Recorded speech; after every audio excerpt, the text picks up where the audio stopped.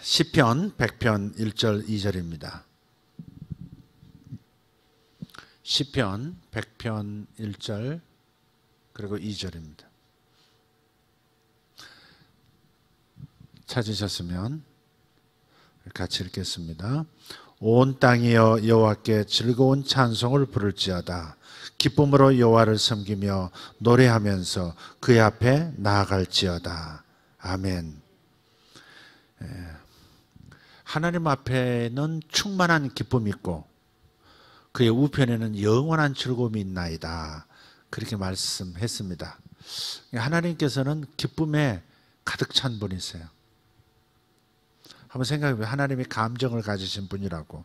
감정을 지으셨고 당신의 형상대로 지었다고 말씀하신 그분을 한번 생각해 보시면 그분도 감정이 있으시죠. 순수하고 완벽한 감정이시죠.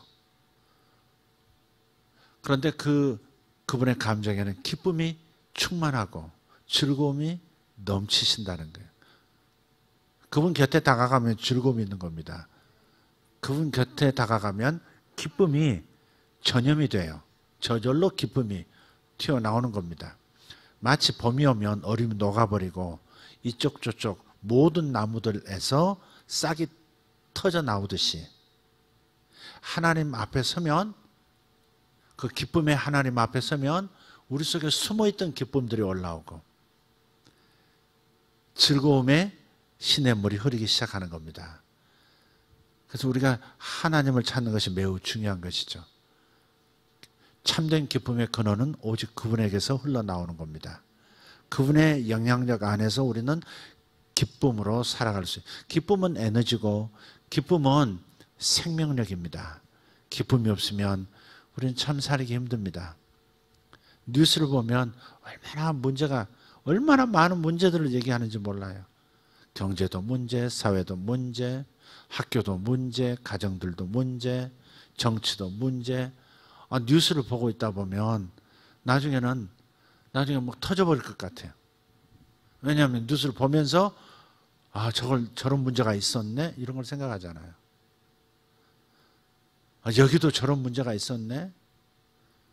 계속해서 물론 어떤 부분은 어두운 부분은 도려내야 한다는 차원에서 언론에서 그것을 보여주는 것, 언론의 기능이긴 합니다만은 우리가 그런 언론의 기능이 그리고 공권력의 기능이 그런 것들을 제거하는 과정 속에 우리가 굳이 동참할 필요는 없다는 것이죠.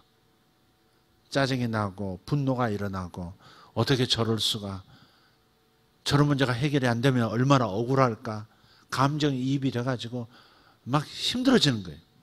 그래서 어떨 때는 그냥 뭐 여유 있고 편안하고 그럴 때는 뭔가 이렇게 뉴스를 보면서 보도를 보면서 동참하기도 하고 서로 대화를 나누기도 하지만 어떨 때는 더 이상 터져버릴 것 같아서 그 뉴스 자체를 볼 수가 없을 것 같아요. 그래서 본다면 다른 채널로 돌리든지 끄든지 그러죠. 하나님의 만드신 자연, 생명들의 노래가 있는 그런 현장으로 채널을 돌리면 마음이 다시 진정이 되고 회복이 되고, 세상의 문제이지만 꼭 내 속에 세상에 물이 들어와 버린 것처럼 오염된 강물을 마신 것처럼 그렇게 될 필요는 없다는 거죠.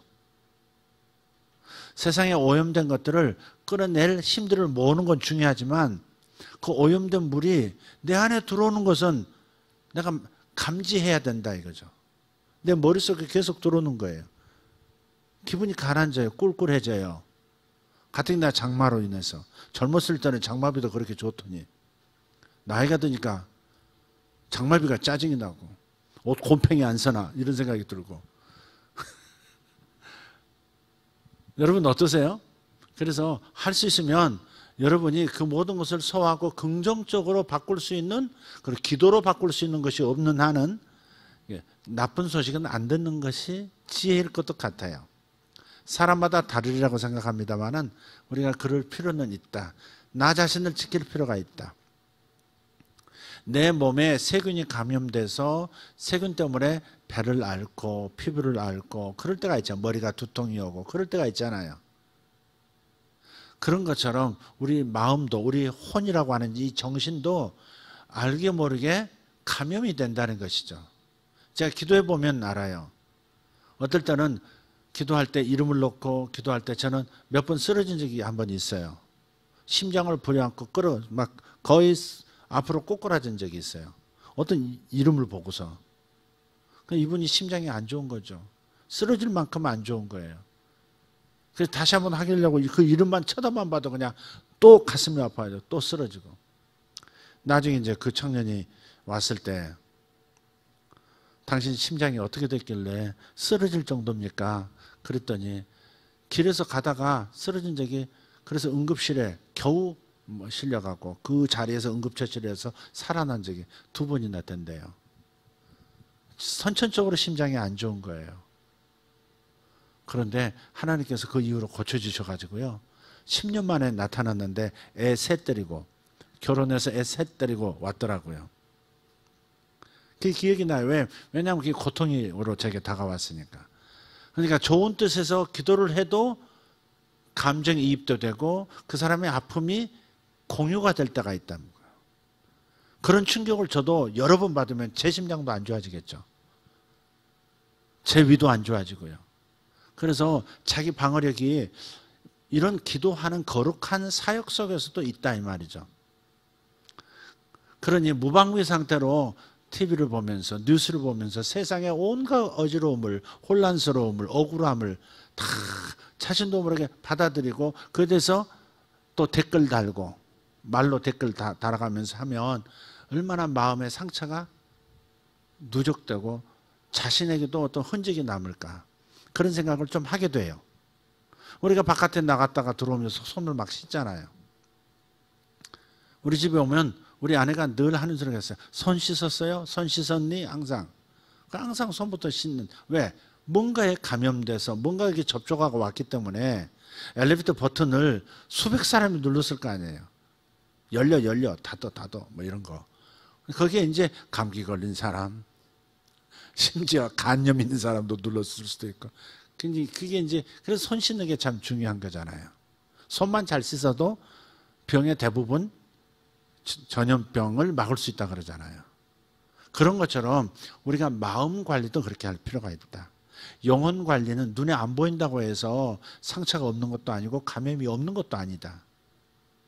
제가 예전에 말씀드렸지만 제가 사역을 하고 정말 부부 사이에 너무 안 좋은 그런 사람들 사역을 하고 기도해주고 그렇게 돌아와서 나도 모르게 집에서 화를 내는 경우가 젊어서 많이 있었어요. 왜 사역하고서 선한 일을 하고 와서 남들을 블레싱하고 와서 왜 나는 와서 아내하고 다툴까? 왜 아내에게 시비를 걸까? 왜 이상한 게 보일까? 안 보이던 것이 왜 보이냐 이 말이에요. 싸울 때가 되면 안 보이는 게 보이잖아요.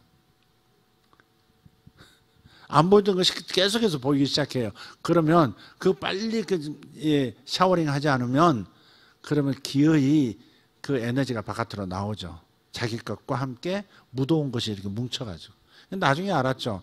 아, 그 사람들로부터 그 사람은 나로부터 기쁨을 얻어갔지만 그 사람의 것이 나도 모르게 얹혀져 왔구나. 주님께서 짐을 서로 나누어 지라고 했는데 아, 이건 아닙니다, 주님. 제 아내가 얼마나 괴롭겠고 아이들이 얼마나 괴롭겠습니까? 묻혀오지 않게 해주시옵소서. 그래서 지금은 그런 것들을 이제 깨어서 지켜보죠. 묻었나 안 묻었나, 내 감정에 뭔가가 일어나고 있나 일어나고 있지 않나, 뭔가 이상한 생각이 자꾸 일어나지 않나 미리 이렇게 지켜본다 이 말이죠. 자기 삶에 깨어있음이 필요한 거예요. 깨어있어야 돼요. 자기 생각을 지켜봐야 돼요. 파수꾼처럼 자기 입술을 지켜달라고 기도했던 다윗처럼 자기 입술을 지켜달라고, 자기 입술을 지키는 자가 되게 달라, 파수꾼이 되게 달라고 했듯이 우리의 생각도 우리의 감정도 깨워서 지켜보는 사람 돼야 돼요. 안 그러면 일이 터진 다음, 불협화음이 일어난 다음에 아차 싶죠. 항상 깨어있는 것이 중요한 것 같아요. 깨어있으면 아, 왜 이 말이 튀어나오지?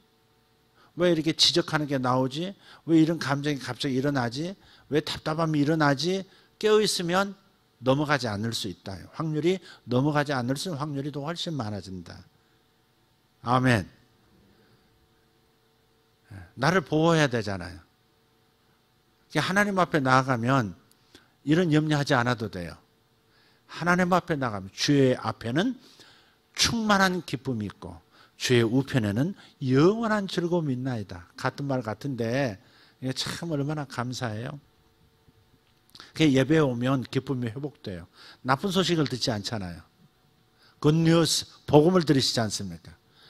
여러분 괜찮은 분이라는 소식을 듣지 않습니까?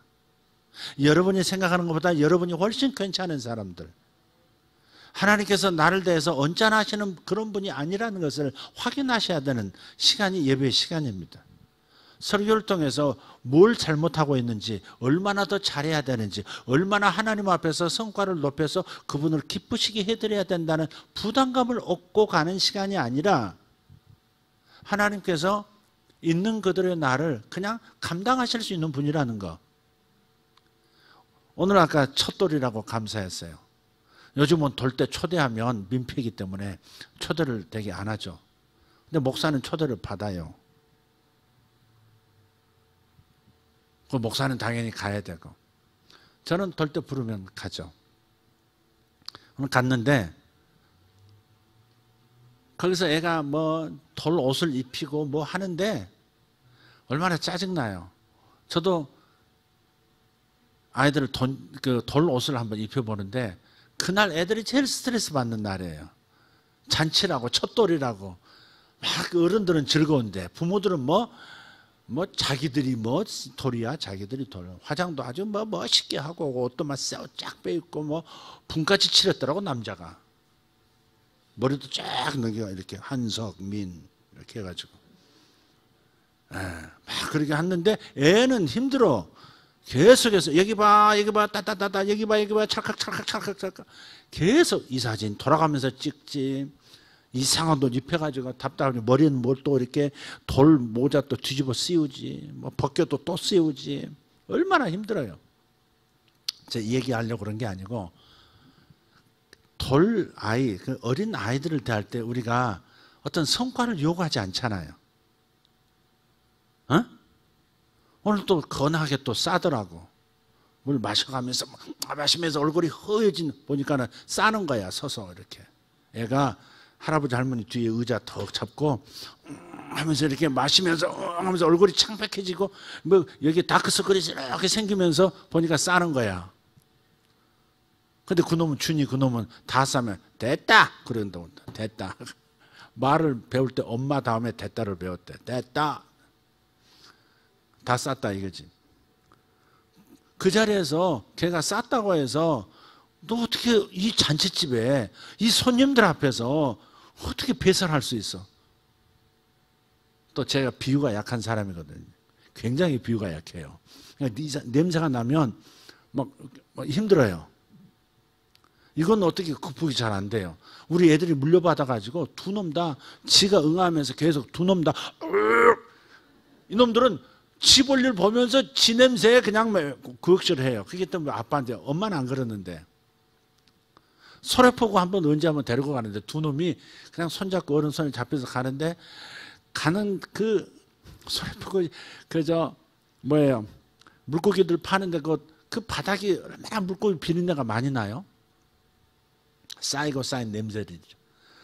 길 가면서 계속 코를 막고 그렇게 되면서 그 거리를 지나가. 다시는 못 데리고 가요. 어렸을 때. 근데 그런 걸 가지고 지금 너 왜 기뻐하지 않아? 왜 짜증을 내? 왜 울어? 왜 옷을 안 입어? 너 사진 찍잖아. 너를 위한 거잖아. 왜 그대로 못하는 거야? 왜 맞춰주지 못해? 그러는 부모는 없죠. 그죠? 너 여기서 어떻게 쌀 수 있어? 냄새나게. 지 엄마가 저를 쫙 쳐다보면서, 목사님 저쪽 가서 기저귀 채울게요 그러더라고요. 제 비유 약한 걸 알거든요. 근데 꼭 그 자매는 꼭 저한테 꼭 그러더라고요. 애 싸면은 목사님 저쪽으로 가지고 갈게요. 꼭 그래요. 상처가 됐었나, 내 냄새 싫어하는 걸?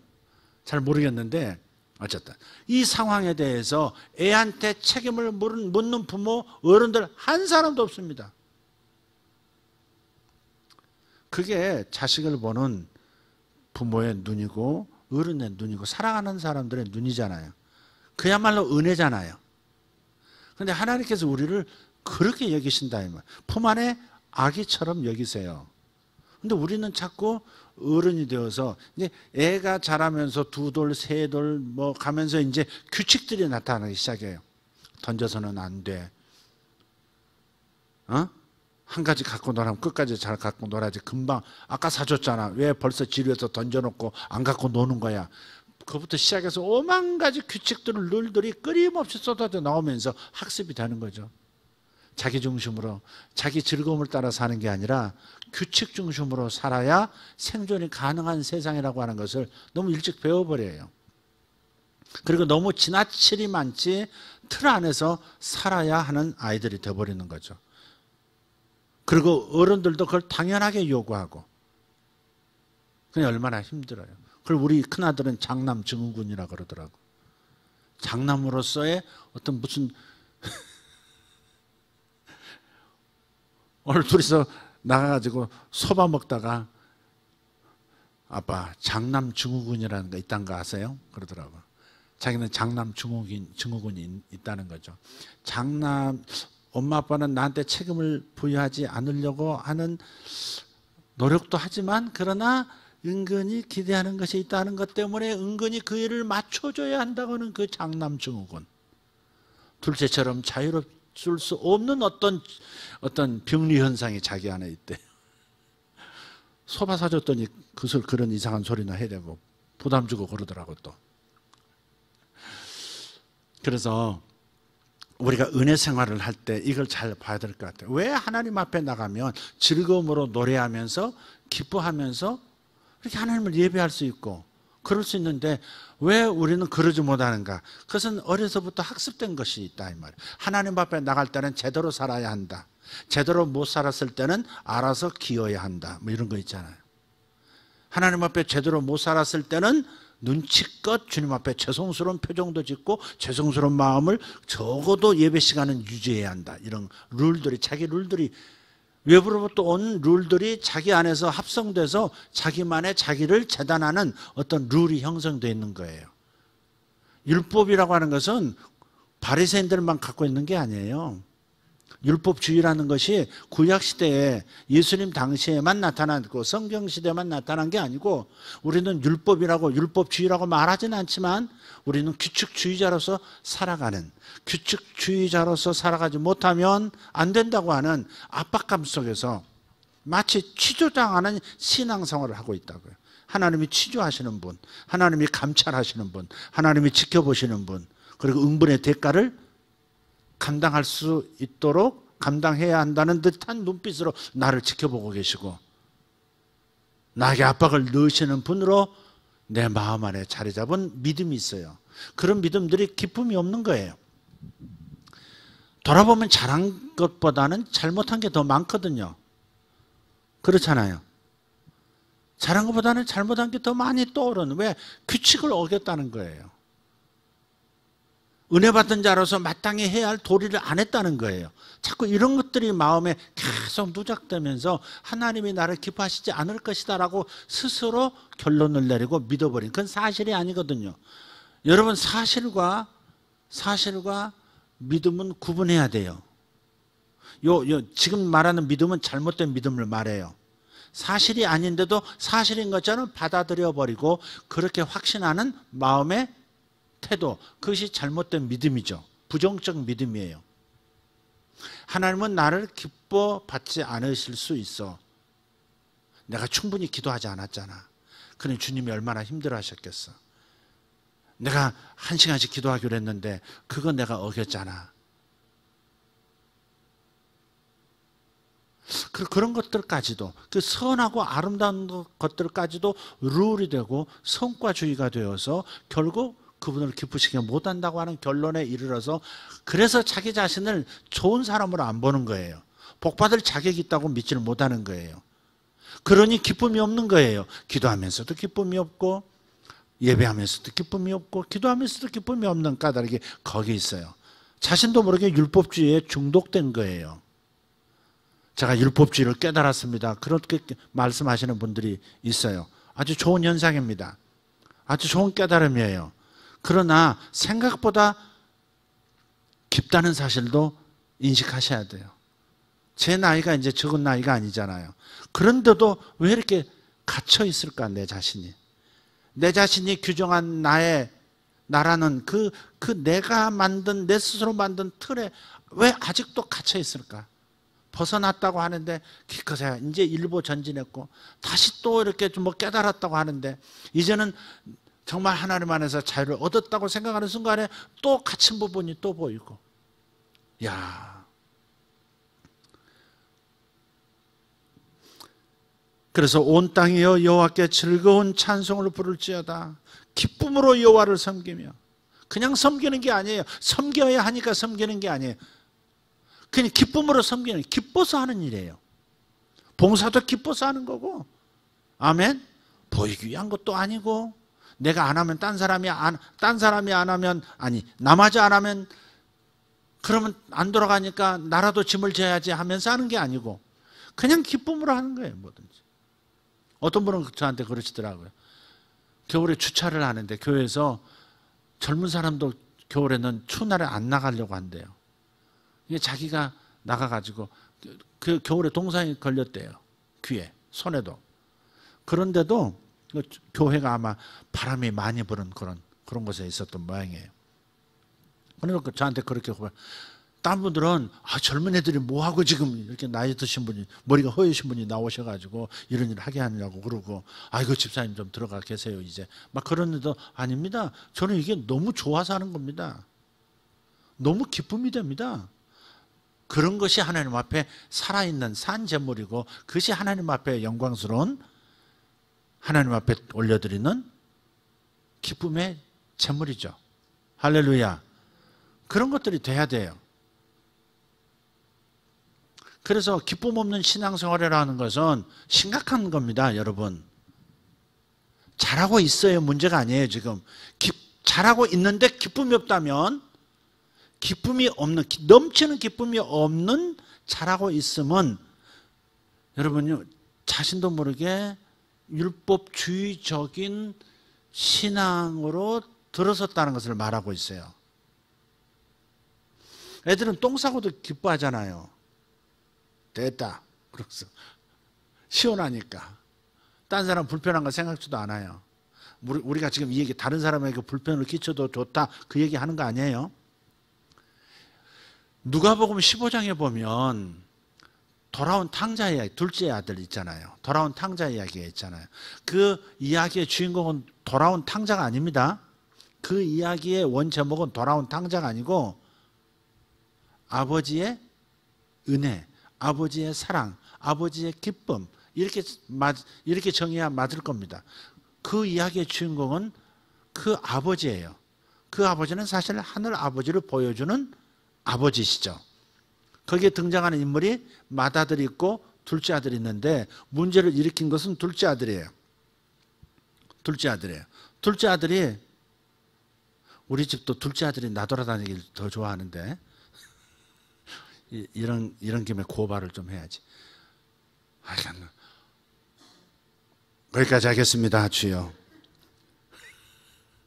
그래서 내가, 너는 도대체 우리 집이 충전소냐? 오부지게 자고 잠에서 깨어나면 밥 한 그릇 뚝딱 해치우고 어디론가 또 계획을 잡아서 또 떠났다가 밤늦게 또 들어와서 또 오부지게 자고 충전시키고 나가면서 호주머니 충전 딱 시킨 다음 배 충전시키고 호주머니 충전시키고 다시 나가서 어디서 누군가를 만나고 또 저녁에 돌아와서. 근데 이 둘째 아들이 이 역마살이 있어. 그래가지고 아버지한테 유산을 미리 달라고, 자기 몫을 달라고 해가지고, 여러분 그 얘기 잘 아시죠? 다 탕진하고 돼지하고 식사하는 자리까지 떨어졌다가 거기서 다시 아버지한테 돌아오잖아요. 돌아오면서도 가만히 보세요. 지금 우리는 맏아들이 율법주의에 빠진 남자라는 거 우리 알아요. 왜? 자기는 열심히 아버지를 위해서 일했다는 거죠. 그 이야기에서도 보면 둘째 아들이 돌아와서 아버지가 잔치를 벌렸을 때에 아들이 이제 돌아오는데 어디서 돌아오나?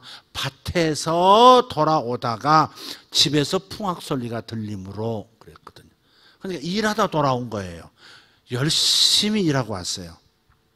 정말 제대로 살고 온 거예요. 그런데 이 아들에게 기쁨이 없잖아요. 이 아들에게는 기쁨이 없어요. 아버지의 기쁨이 전이가 안 돼요. 왜? 규칙주의자니까. 성과주의자니까. 율법주의에 빠져 있으니까. 나는 할도리 했다는 것이죠.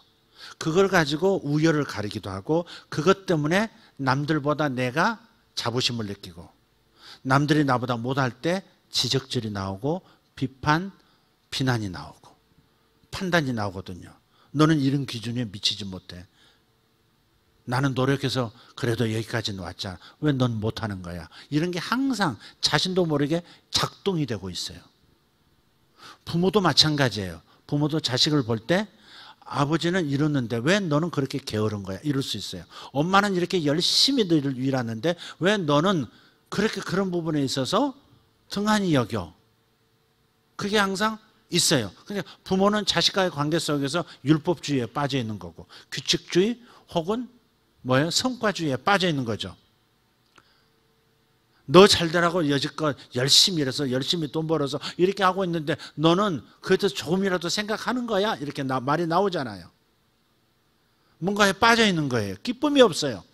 자식과의 관계 속에서 넘치는 것이 기쁨이어야 되잖아요. 자식만큼 기쁨을 주는 대상이 어디 있습니까? 자식만큼 나에게 기쁨의 원동력이 되는 존재가 어디 있습니까? 그런데도 자식과 관계 속에서 기쁨을 잃어버린 부모는 무언가에 빠져 있다 이 말이죠. 알아요.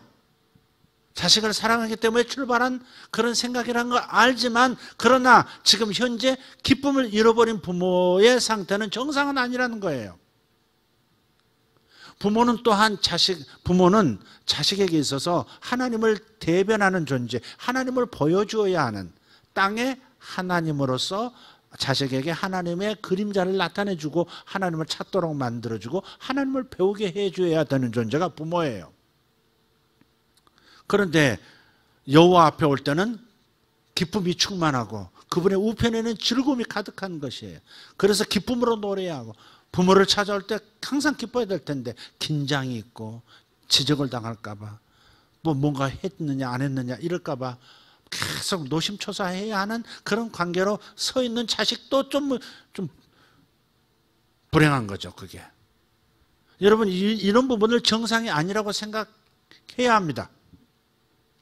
정상이 아닐 수 있다고 생각해야 돼요.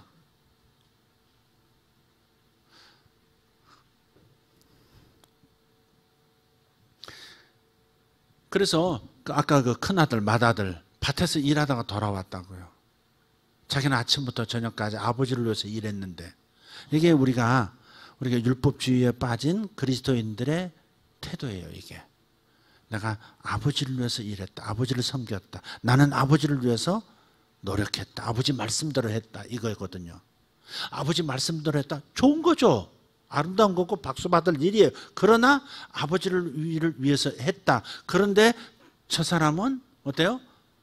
저 동생은 다 탕진하고 돌아온 마땅히 응징해야 할 대상인데 오히려 잔치를 벌여준다?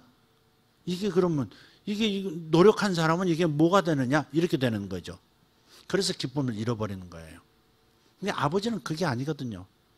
아버지는 그게 아니거든요. 아버지의 말이 뭐라고 그래요? 누가복음 24절에 보면 15장 24절에 보면 이 내 아들은 죽었다가 다시 살아났으며 그랬어요. 죽었다가 다시 여러분 사람이 죽었다가 다시 살아나면 할 게 뭐가 있을까요? 생각해 보세요. 사람이 죽었다가 살아났어. 그러면 남은 일은 뭐가 있을까? 즐거워하는 일 외에 뭐가 있겠어요? 내 아들이 죽었다가 살아났다. 잃어버렸었는데 다시 찾았다. 뭐가 잃어버렸다가 다시 찾았어요. 아들을. 내 딸을 잃어버렸었는데 찾았어요. 천신만고 끝에 찾았어요. 뭐가 남았어요? 잔치밖에 남은 게 더 있어요? 그래서 잔치 벌이는 거예요. 그 마음을 동네 사람은 알아주는 거예요. 그 잔치에 동참하는 거예요. 아, 죽었다가 얻은 자식, 죽었는데 다시 살아난 자식이라고. 그러면 즐거워할 일밖에 없는 거지. 이게 아버지 하나님의 마음이에요. 에베소서 2장 5절에 뭐라고 그랬어요? 죽었던 우리를 그리스도와 함께 다시 살리사 그랬잖아요. 우리는 죽었다가 살아난 사람들이에요. 아직도 완전하지 않아요. 죄도 있어요. 교회 와서 얌전하게 기도하고 돌아가서 또 죄 지을 수 있어요. 그래도 아버지 눈에는 죽었다가 다시 살아난 자식이니까 잔치할 수밖에 없는 거예요. 잔치할 수밖에 없는 거예요. 우리가 될 수 있는 한 우리 공동체 안에서도 좀 불편하게 하는 사람들이 있을 수 있어요. 좀 눈치가 없는 사람들 있잖아요. 회사에도 눈치 없는 사람이잖아. 눈치 없. 지금 딴 사람이 지금 부장님이 기분 나쁘는 것도 모르고 헤헤거리고 있는 저놈, 아우 저 분위기 다 깨는 저놈, 부장님 드디어 이제 폭발하게 생겼다 하면서 전전긍긍하고 있는 것도 눈치 못 채는 그 눈치 없는 그 인간 있지만, 여러분 교회라고 하는 것은 어떤 것이에요? 하나님 나라는 어떤 것이에요? 죽었다가 다시 살아난 사람이라고. 그러니 잔치밖에 없다고. 제가 그 전에 몇 번 드렸던 얘기인데요. 제가 전도사로 있을 때 그 청년회장이 교회를 섬기다가 저하고 섬기다가 대화를 하게 됐어요. 그 교회 부임한 지 얼마 안 됐을 때인데 자기 아버지가 교회 문턱도 안 가본 분이래요. 보다 한국 사람이라면 뭐 크리스마스 때든지 뭐 때든지 하여간 장례식 때문이라든지 그래도 교회에 한 번은 갔다 오는 게 한국 사람인데 자기 아버지는 교회를 들어가 본 적이 없대요. 그런 분인데 어머니 믿으시고 자기도 믿고 다 믿는데 아버지만 그렇게 안 믿으신대요. 오늘 또 잔치집에 안 믿으시는 분이 한 분 있더만. 그런데 그분이 어디 동네 마실 갔다 오다가 마당 들어서 대문에서 딱 넘어서면서 그냥 쓰러지셨대요. 그냥 쓰러지셨대요. 그래서 그때부터 돌아가시는 거예요. 점점 숨이 이렇게 옅어지고 사흘을 끌더래요. 사흘을. 그래서 사흘째 오늘은 돌아가신다, 내일은 돌아가신다 해가지고 일가 친척한테 다 연락해가지고 시골에서 다 올라가지고 임종을 지키는 거야.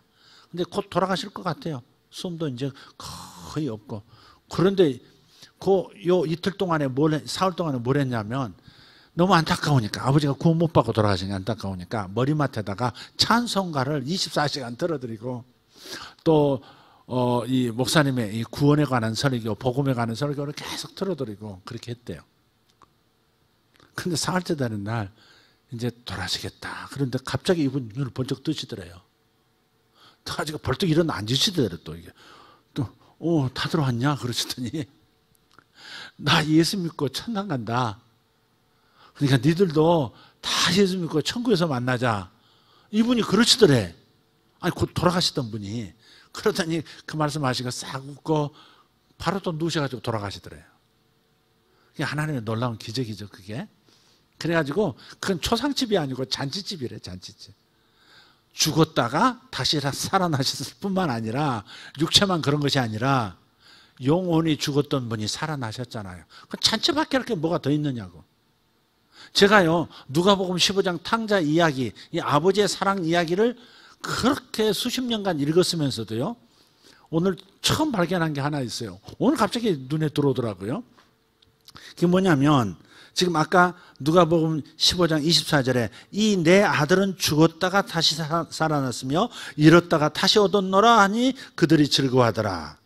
그랬는데 바로 이 부분, 아버지의 이 마음, 죽었다가 살아난 자식, 잃었다가 다시 얻은 자식, 그 앞에서는 잔치밖에 할 게 없느냐 했던 그 이야기를 다시 한번 하는 거예요. 2번 반복하고 있더라고요. 맨 끝구절인데요. 누가복음 15장 32절. 이 내 동생, 이건 누구한테 하는 거예요? 맏아들한테 하는 거예요. 너 왜 기쁨이 없어? 너 왜 기쁘지 않아? 너 기쁘지 않아? 이 내 동생은 죽었다가 살아났으며 내가 잃었다가 얻었기로 우리가 즐거워하고 기뻐하는 것이 마땅하다 아니라 그런 거예요. 죽었다가 살아났는데 뭐 다른 게 뭐가 필요해요? 저 한번 어머니가 저를 잃어버리신 적이 있거든요. 그래가지고 이틀 만에 찾았어요. 보니까 여름인데 수박 장사 이제 수박 얻어먹으려고 수박 장사 쫓아가가지고 그 길로 이제 집을 잃어버린 거예요. 그러니까 할아버지 할머니부터 시작해서 저를 찾으려고 온 시내를 그냥 한 꼬박 이틀을 계속 찾아다녔는데 저를 발견 못한 거예요. 그런데 파출소에서 연락이 왔어. 계속 모든 파출소에 연락을 했을 거 아니에요. 근데 어떤 애 하나가 발견됐다는 거죠. 배는 이렇게 볼록. 이게 런닝하고 팬티 입고 나갔는데 팬티는 어디로 가버리고 아무것도 없고 런닝만 하고 시커먼 런닝 하나 입고 배가 볼록해서 파출소에 이제 누가 데려다 놓은 거예요. 제가 지금도 기억이 나요. 그게 3살 때인데 파출소 의자, 나무 의자에 누워가지고 한 손에는 먹다만 사과, 한 손에는 1원짜리 하나 이렇게 들고 누워있는 거예요. 어머니하고 할머니하고 곽수박 그러면서 뛰어 들어오는 그 장면이 그 어릴 때인데 기억이 나요. 왜 배가 불렀느냐? 계속 수박 좀 주세요 아저씨, 수박 주세요 아저씨. 그러니까 계속해서 손님들 한쪽 쪼개주고 팔려고 하던 걸 계속 한 입 내주는데 이놈이 이틀 동안 따라다니다가 그렇게 이틀 동안 따라다니니까 몰라요 하여간. 그래서 수박씨가 한 이틀 동안 잔뜩 나오더래 내 뱃속에서 변을 보는데. 근데 그때 일을 어머니가 나중에 제가 나이 50 돼서도 얘기하시고 40 넘어서도 얘기하시고 그럴 때 이렇게 생각하면 그때 정말 힘들었다고. 정말 장남인데 잃어버렸으니. 근데 다시 찾은 기쁨을 이루 말할 수가 없다는 거예요. 어떻게 설명할 방법이 없대요. 그럼 잔치밖에 할 게 없다. 아버지의 이 마음으로 우리도 돌아가야 되는 거죠. 에? 우리는 죽었다가 살아나는 존재예요. 그러니 아버지 마음은 잔치밖에 할 게 없어요. 여러분 딴 사람에 대해서 그렇게 대하라 이 말을 하려고 하는 게 아니에요. 여러분 자신이 하나님 앞에 어떤 존재냐? 죽었다가 살아난 존재고 죽었다가 다시 얻은 아들이고 딸이에요. 잃어버렸다가 다시 찾은, 마귀에게 잃어버렸다가 다시 찾은 자식이 우리라고요. 그러니 하나님의 마음을 이해하라 이 말이죠. 에? 잃어버렸다가 죽었다가 다시 살아 돌아온 둘째 놈도 그래도 뭔가 목에 힘을 주고 있어요 또. 저를 뭐 품고 내 하나로 써주시오. 아들이라 할 자격이 없습니다. 그러니까 제가 아들이라고 하지 않고 종놈이라고 할 테니까 그냥 용서만 해주고 밥만 주세요. 이것조차도 뭔가 회복하려고 하는 인간의 노력을 가미시키는 거예요. 그게 얼마나, 그러니까 하나님과의 관계를 빗대서 지금 탕자 이야기 하신 건데 얼마나 사람들이 긴장 속에서 하나님을 섬기고 있냐 이 말. 좀 느슨하게 섬겨야 될 텐데, 느슨함의 기쁨의 비밀을 터득해야 할 텐데 느슨한 것을, 자기 자신이 느슨한 것을 견딜 수 없어 하는 거예요. 여러분 기도하지 말라는 거 아니고 예배 중심으로 하지 말라는 게 아니에요. 열심히 살지 말라는 게 아니에요. 열심히 살지 말라는 게 아니다. 말 이상한데. 열심히 살지 말라는 게 아니에요. 우리가 나 자신에 대해서 좀 관대할 필요가 있어요. 하나님께서 나를 얼마나 관대하게 보시는지, 얼마나 불쌍히 여기시고, 얼마나 죽었다가 산 놈인데 얼마나 기뻐하시는지, 그 아버지의 마음을 알아야 우리가 자유가 와요. 아버지 마음을 모르면 자유가 오질 않아요. 아버지께서 얼마나 나에게 내가 원하는 것을 밀어주고 싶어 하시는지를 알아야 믿음으로 기도가 돼요. 믿음으로 기도가 돼요. 저도 이제 겨우 기적의 세계를 이제 발을 딛고 있는 거잖아요. 기적이 예배 중에, 집회 중에 일어나잖아요. 이제 겨우 기적의 일부분 맛보고 있는 거예요. 예수님은 얼마나 자유로운 분이셨어요. 빵을 구할 데가 없고 식사를 구할 데가 없는 그 벌판에서 아버지 감사합니다. 먹을 거 공급해 주셔서 감사합니다. 그러면서 그냥 애 도시락 수준의 그 빵과 물고기를, 말린 생선을 가지고 떼어서 주면서 5천 명이 먹고도 12광주가 남는 기적을 일으키시는 그 자유스러움 한번 보시라고. 나는 그것이 부러워요.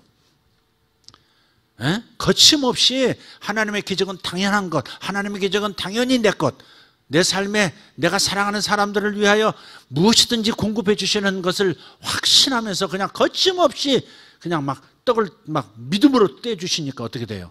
전부 증거하고 기적이 막 계속 일어나 버리잖아요. 그 호흡 발판에서 하나님의 기적이, 천상의 식탁이 벌어지잖아요. 이런 자유, 아버지에 대한 확신이 얼마나 크기에, 아버지가 자신을 밀어주신다는 것이 얼마나 확신이 되셨기에 어쩌면 그렇게 전부 무리 50명씩 다 뭉쳐서 앉게 만들어 해가지고 그럼 막 가서 막 떼주고, 떼준 것을 가지고 또 떼면 또 식량이 증가하고 이런 기적이 일어나잖아요. 아버지의 사랑에 대한, 아버지의 마음에 대한 이해가 있으시니까 그렇게 할 수 있는 거예요. 에?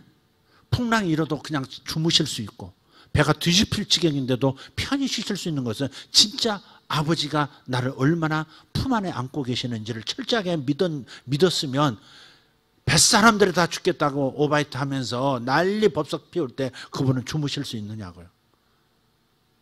그게 자유 아니겠습니까? 그런 자유가 부럽다 이 말이에요. 나는 내가 얼마나 남았는지 모르지만 그 자유에, 살아있는 육체를 가지고 있는 동안에 그 자유에 이루고 싶어요. 예수님의 그 자유에 이루고 싶어요. 아버지와 나 사이에 아무것도 그릴 것이 없는, 나 때문에 행복해 하시고 나 때문에 항상 웃으시고 죄의 똥을 싸놨는데도 그냥 뭐 죄를 지어도 좋단 말이 아닌가 아시죠? 주님은 능히 감당하는 분이다 이 말이에요. 그런 것 때문에 스트레스가 되시는 분이 아니다 이 말이에요. 십자가에서 죽어서 정리해 버리시는 만큼, 그래서 자유를 얻으라고 말하시고 죄책감 갖지 말라고 하실 만큼의 그런 따뜻한 품을 가지신 그분 안에 우리가 있는 겁니다. 할렐루야. 그래서 주님께서도 말씀하셨어요. 기쁨을 잃어버리는 것은 정상이 아니다. 요한복음 15장 11절에 내가 이것을 너희에게 이름은 내 기쁨이 너희 안에 있어 너희 기쁨을 충만하게 하려 함이라 그랬어요. 주님은 자신 안에 기쁨이 넘치신대요. 성화를 그래도 고난에 찬 십자가, 고난에 찬 갈보리 산에서 겟세마네 동산에서 기도하시는 모습, 슬퍼하시는 모습, 그런 것들이 주를 성화를 많이 이루는데 그 캐톨릭의 정신에서 나온 거예요. 물론 고난을 당하실 때도 있었지만 주님은 폭발적인, 억제할 수 없는 그 폭발적인 기쁨에 넘쳐서 사신 분이었다고요. 그런 기쁨을 우리도 갖기를 원하시는 거예요. 기쁨이 없는 신앙생활은 정상이 아닙니다. 뭔가 여러분 생각에서, 감정에서 손상이 있는 거예요. 여러분 생각이 하나님과 관계에서 생각이 잘못됐든지, 아까 맏아들처럼 뭔가가 잘못됐든지, 내가 이만큼 했는데 아버지는 왜 하나도 나에게 안 주십니까? 이런, 내가 했으니까 줘야지, 했으니까 주셔야지, 이런 마음을 가지고 하나님께 접근하는 사람은 친밀감이 없어요. 내가 아무것도 안 하는데 아버지는 날 너무 사랑해서 막 좋은 옷 내다 입히시고 좋은 신발 신기시고 심지어 실수했는데도 그냥 잔치 벌려주시고 불쌍한 내 새끼 하면서 안아주시는 그런 하나님, 그런 친밀감을 느낄 수 없는 사람은 문제가 있다 이 말. 기쁨이 없어요. 이런 사람들 주님의 넣어주셔가는 기쁨을 지금 맛보지 못하고 있는 겁니다. 또 말씀하세요. 요한복음 17장 13절에 지금 내가 아버지께로 가오니 내가 세상에서 이 말을 하옵는 것은 그들로 내 기쁨을 그들 안에 충만히 가지게 하려 함이라. 주님은 기쁨이 넘치시는 분이었고 우리도 이 기쁨, 예수의 기쁨이 전염되기를 주님은 원하셨어요. 그러니까 이것만 기억하십시다. 내가 오늘 기쁨이 없다면 뭔가 문제가 생긴 것이다. 이 문제가 왜 생겼을까? 내가 나를 너무 규칙주의로 대하고 있지는 않는가? 하나님의 올바로 살지 못했다고 해서 내 자신의 내 마음을 책망하고 있는 건 아닌가? 하나님은 나를 책망하지 않는데 내가 하나님이 되어서 나를 책망하고 있는 건 아닌가? 이걸 살펴보라 이 말이죠. 이런 경우도 있다 이 말이죠. 또 내가 외부에서 잘못된 정보들, 그러니까 우울한 정보들, 세상의 나쁜 정보들, 세상이 악하다고 하는 그런 정보들, 내가 사는 세상이 제대로 된 세상이 아니라는 소식만 계속 뉴스를 통해서 들어왔던, 그리고 다른 사람과 대화 속에서 그 가정이 파괴되고 저 가정이 어떻게 되고 저 가정에 문제가 생겼고 저 가정의 자식들이 문제고 그런 얘기를 계속 들어온 그 얘기, 그 끝에 그 부정적인 이미지가 내 마음에 들어와서 내가 무거운 것은 아닌가. 그래서 빨리 이 부분을 고쳐라 이 말이죠. 잘못된 감정, 잘못된 생각에서 빨리 벗어나와서 본연의 우리들이 마땅히 누려야 어린아이 같은, 돌잔치 때 그냥 어른들이 많아서 그저 즐겁고 그냥 좋아서 헤헤거리는 그 아이들과 같은 어린아이 같은 기쁨으로 빨리 돌아오셔야 합니다. 여러분 다시 이건 굉장히 중요한 얘기입니다. 여러분 심각하게 들으셔야 합니다. 기쁨이 없이 내가 오늘 하루를 살았다. 굉장히 병든 겁니다. 뭔가 열심히 산 것 같은데 기쁨이 없다? 아닙니다. 문제 있습니다. 가정에서 기쁨이 없다? 뭔가 문제가 있는 겁니다. 여러분 홀로 있는데 기쁨이 없다? 이건 뭔가가 문제가 있습니다. 빨리 진단 내리시고 하나님의 지혜를 구하시고 여러분 회복하셔야 합니다. 할렐루야. 하나님과 관계 속에서 회복이 많이 될 겁니다. 하나님의 관계, 하나님의 마음을 알면 자유가 오고 하나님의 이 사랑을 알면 쉴 수 있고 느슨한 기쁨 속에서 그러면서도 되어지는 역사를 경험하게 될 겁니다. 63빌딩을 아니 101층 롯데 월드인가요? 제2 롯데 월드를 100층이 넘는 것을 걸어 올라가는 것과 그냥 시덥지 않은 농담하면서 엘리베이터 타고 올라가는 것 어떤 것이 낫겠습니까? 좀 느슨하게 갑시다. 하나님의 예수께서 나를 위해 이루어 놓으신 모든 일 안에서 좀 쉽시다. 자기를 채근하고 자기를 잘못했다고 질책하고 더 이상 그러지 좀 맙시다. 가끔 가다가 사람들이 저한테 그래요. 목사님 가정을 보면 뭐라고 표현하시더라? 다양한 얘기를 듣는데 참 따뜻하다고 그러던가 참 자유롭다 그러던가 뭐라고 누가 한번 표현해 줘봐요. 혹시 우리 가정을 보고 좋게 보신 분이 있거든. 한번 해줘 보세요. 저희 가정을 보신 적이 없죠? 한 번은요 식당에 가서 오랜만에 하더라고 복을 먹었어요. 복이 받고 싶어가지고 주여 복을 원하나이다. 그래서 복집에 가서 복 매운탕 하나 시켜놓고 둘이서 먹었어요. 건너편에 있던 놈이 밥 다 먹고 어부지게 먹고 막 계속해서 더 주세요 뭐 반찬 더 주세요 그래 어부지게 먹고 쪼르르 건너와가지고 아직 덜 먹고 밥 먹고 있는데 무릎 위에 머리를 비고 들어 누운 거예요. 키가 180이 넘는 놈이 제 무릎에 딱 머리를 눕고 그 사람들이 있는 데서 그러니까 주인이 깜짝 놀라더라고요. 어머 얘 좀 봐, 어머 얘 좀 봐 그러더라고요. 어머 얘 좀 봐, 어머 얘 좀 봐. 그 말 속에 감사하잖아요. 그게 격이 없다는 거. 제가 오늘 심재일 집사님이라고 있으시죠? 네. 그 심재일 집사님 아들 이름이 뭐더라? 가면서 봐. 갑자기 생각. 인서? 아니 가면서. 인서 맞죠? 꿈에 한 3, 4일 전에, 한 5일 전에 꿈에 이놈이 갑자기 나타났어요. 제 꿈에. 그런 제가 이제 이런 설교를 하는 거예요. 그리스도 안에서의 자유. 그리스도 안에서의 참 느슨해도 좋다고 하는 하나님 앞에서 긴장할 필요가 없다고 하는 어린아이처럼 놀아도 좋다고 하는 그런 설교를 쭉 하고 있는데 이놈이 갑자기 그걸 다 알아들은 모양이에요. 근데 앞에 와서 그 이제 초등학교 몇 학년인가 걔가 2학년, 3학년 되나요? 1학년. 그놈이 와가지고 제 설교 알아들은 것 같아요. 그래 뭘 하냐면 그놈이 이렇게 살 수 있는 거구나. 근데 왜 사람들이 이걸 이해를 못하지? 이러고 있는 거예요.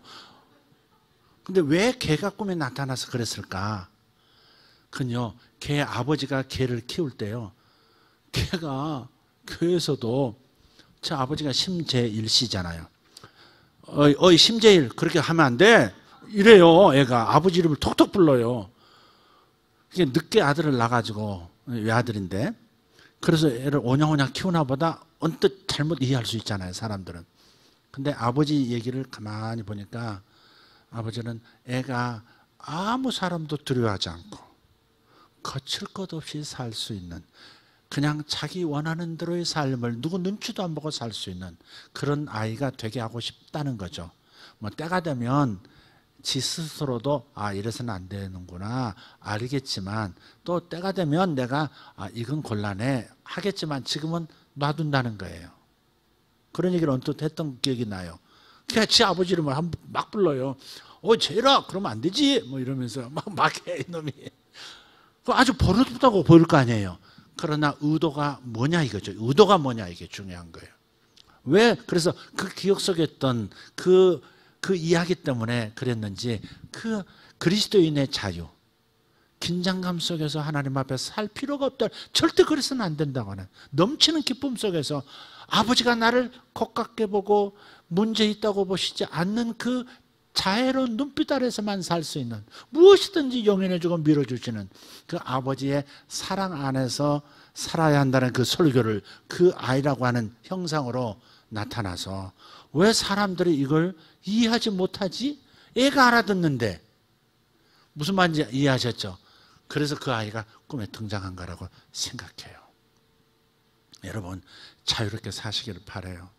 막 살라는 얘기 아닙니다. 책임감 없이 살라는 얘기도 아닙니다. 당연히 해야 할 일을 하지 말라는 얘기도 아닙니다. 열심을 잃어버리라는 얘기도 아닙니다. 열심을 내되 자유 안에서 열심을 내십시오. 자유스러움이 없을 때는 열심 안 내도 괜찮습니다. 저희 교회에서 요구하는 게 뭐가 있습니까? 저희 교회에서 요구하는 것은 그냥 다른 사람 너무 심하게 불편하게만 하지 말고, 그 다음에 예배는 드리고, 여러분을 막 돌리는 일도 없고, 계속 무슨 일, 무슨 사업 해가지고 계속 여러분을 막 셀이 돌리고 그러진 않잖아요. 여러분, 여기 오면 내가 아무것도 안 해가지고 이상합니다, 목사님. 그런 분도 봤어요. 아니, 이걸 뭐 좀 해야 되는 거 아닙니까? 그냥 예배 드리세요. 그냥 쉬세요. 그냥 노세요. 저는 그러거든요. 왜냐하면 이 자유와 먼저 잃은 다음에 주님께서 주시는 무언가 있을 때는 그때는 또 부지런히 하다가 언제든지 지친다, 내 분깃을 넘어섰다 하면 또 쉬셔도 괜찮고, 그런 자유스러움, 하나님 안에서의 자유스러움이 있으면 좋겠다는 거죠. 주님께서 그걸 기뻐하시지, 규칙에 따라서 열심히 했다는 걸 아버지한테 보이고 싶어가지고 그걸 못 보이면 또 힘들어하고, 그리고 나는 못난 그리스도인이라고 자책하고, 그런 건 보고 싶지 않다 이 말이죠. 하나님께서도 그러시리라고 생각해요. 할렐루야. 이놈이 잘한 게 뭐가 있어요? 예수님도 잘했다고 그러지 않으세요? 비유해서, 탕자야 너 잘했다, 너 은혜를 알기 위하여 네가 제대로 굴렀구나, 더러운 데서 제대로 굴렀다, 얘야 잘했다, 그러진 않아. 그렇지만 아버지는 집안에 있는 탕자나 멀리 한 탕자나 마음의 탕자나 몸으로 한 탕자나 다 똑같은 사랑의 대상이라. 그래서 여러분, 기뻐하고 즐거워하시기를, 기쁨이 잃지 않는 여러분 되기를 예수 이름으로 부탁합니다. 가정에서도 기쁨 잃지 마세요. 뭐가 안 돌아가도 기쁨 잃는 것보다는, 기쁨을 잃으면서 제대로 돌아가게 하는 것보다 기쁨을 잃지 않는 게 훨씬 나은 겁니다. 아멘. 애들이 난장판 만들어도 기쁨을 깨끗하게 애들이 잘하고 자기 일을 잘해서 깨끗한 것보다는 더러워도, 난장판이어도 기쁨 안 잃는 것이 훨씬 하나님 앞에서는 가치 있는 겁니다. 그걸 놓치지 마시기를 예수 이름으로 축복해요. 기도하겠습니다. 허물로 죽은 우리를 그리스도와 함께 살리셨다 말씀하셨습니다. 하나님, 우리를 살려주신, 그래서 기뻐 잔치만 하는 것이 하나님 나라인 것을, 어린 양의 혼인잔치를 하셨고, 탕자를 위해서도 잔치를 벌인다 하셨고, 드라크마를 되찾은 드라크마 때문에 잔치를 벌였다는 여인의 이야기도 그렇고, 하나님 나라는 항상 잔치일 수밖에 없는 것임을 우리는 깨닫습니다. 아버지 하나님, 이 시간 저들이 하나님의 마음에 대한 오해 때문에 어두운 마음으로 주저앉아 있기를 원치 않습니다. 주님 앞에서 뛰놀 수 있기를 원합니다. 주님 앞에서 기뻐할 수 있기를 원합니다. 자기를 잃어버리고 예수님만 보여지기를 원합니다. 자기로부터 시선을 돌려 주님만 바라보고 회복되기를 원합니다. 오늘 이 시간 일어나서 기도할 수 있기를 원합니다. 주님 감사합니다. 제가 주님 안에서 기쁨을 잃어버린 잘난 그리스도인 되기를 원치 않습니다. 못났어도 주님 앞에서 주님의 사랑 때문에, 주님의 그 넘치는 과분한 은혜 때문에 행복해할 수 있고 기뻐할 수 있는 제가 되어지기를 원합니다. 아버지, 잘해도 하나님의 은혜 때문이고 못해도 하나님의 사랑이 나를 춤추게 하는 것임을 깨닫고 주님 앞에서 자유를 얻고 자유 속에서 신앙생활하는 우리가 되어지게 주시옵소서. 주님 감사합니다. 위대하신 하나님 찬양합니다. 위대하신 하나님, 나를 사랑하시는 하나님 감사하고 찬양합니다. 하나님, 행복한 아들들이 되게 하여 주시옵소서. 춤추고 노래하는 딸들 되게 하여 주시옵소서. 주여, 하나님의 눈빛을 오해하지 않게 도와주시고 하나님의 마음을 오해하지 않도록 도와주시옵소서. 주님 앞에는 충만한 기쁨이 있고 주의 우편에는 영원한 즐거움이 있나이다. 온 땅이여 여호와께 즐거운 찬송을 부를지어다. 기쁨으로 여호와를 섬기며 노래하면서 주님 앞에 나아갈지어다. 하나님 감사합니다.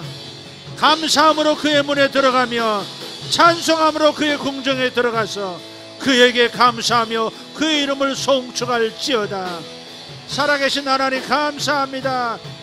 아멘. 죽었다 살아난 내 아들아, 나는 너 때문에 기쁘다.